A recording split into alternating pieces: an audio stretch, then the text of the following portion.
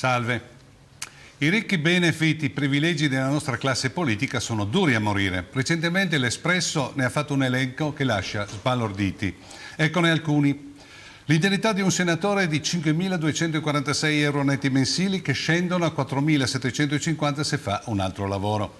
Ha poi un rimborso di 9.330 euro, sempre mensili, netti, da aggiungere all'indennità, tra diaria, spese generali e quelle per l'esercizio del mandato elettorale. Per i deputati è diverso, le voci sono spacchettate, ad esempio con una diaria forfettaria di 3.503 euro mensili, sempre netti, per il soggiorno a Roma, cui si aggiungono altri 3.690 mensili come rimborso per il rapporto tra il parlamentare e il suo collegio. Sui collaboratori parlamentari siamo allo scandalo più sfacciato, non esistono regole, contratti chiari di assunzione come avviene nel resto d'Europa. Ci sono stagisti che fanno i portaborse ma non ricevono neppure un euro, ragazzi con contratto che lavorano per più parlamentari, alcuni vengono pagati pochi euro e in nero. Non mi pare normale tutto questo. E poi quanto lavorano i nostri parlamentari? Normalmente sono impegnati meno di 2 giorni alla settimana, da martedì pomeriggio, dico normalmente, da martedì pomeriggio quando partono le convocazioni in aula o nelle commissioni fino a giovedì mattina. Con le interrogazioni poi e question time si arriva dopo pranzo, ma quasi sempre il senatore è pronto al trolley e alle 14 è già sulla via per tornare nella propria casetta. Altro benefit, i senatori e i loro cari usufruiscono nel quinquennio della legislatura di un bonus di 25.000 euro per cure dentali, poi hanno in dotazione 1.500 euro l'anno per una depressoterapia intermittente oppure idrochinesiterapia in piscine termali eppure un drenaggio linfatico manuale per mantenere la linea. Può spendere sempre a nostre spese fino a 5.000 lire all'anno per delle sedute dallo psicologo. Ricevono pure un bonus di 1.000 euro mensili per pagare un infermiere nel caso ne avesse bisogno lui, ma anche i suoi genitori. Gli vengono pure rimborsate, sempre se ne avessero bisogno, anche le scarpe ortopediche per un valore di 600 euro. La Camera poi paga ai deputati 1.200 euro mensili come rimborso per le spese telefoniche e dobbiamo anche rallegrarci perché fino al 1 marzo 2014 il rimborso era di 3.980 al mese.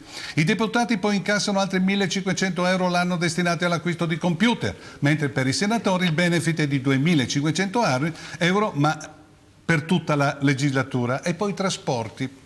Una tessera permette ai parlamentari di viaggiare gratuitamente in prima classe su treni, autostrade e aerei in tutto il territorio nazionale. Per i trasferimenti nella propria abitazione a Montecitorio è previsto un rimborso trimestrale di 3.323 euro se abitano a meno di 100 km dall'aeroporto della sua residenza e di 4.000 se è oltre i 100 km.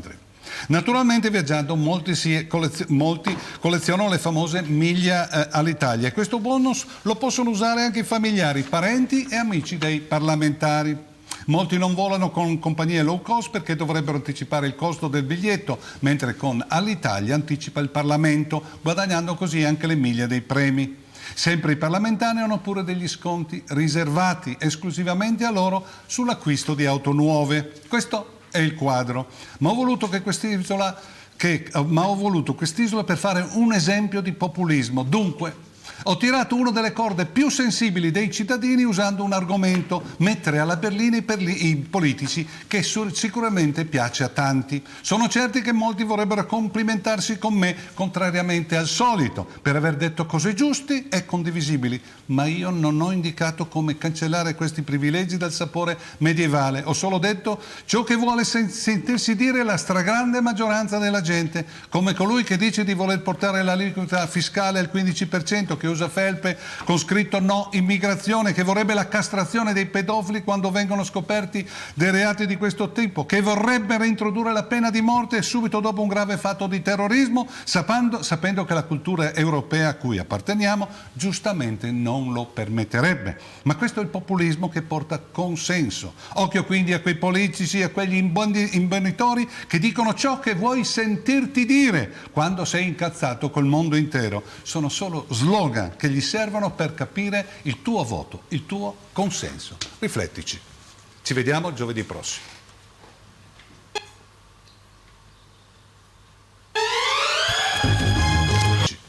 Ci vediamo giovedì prossimo.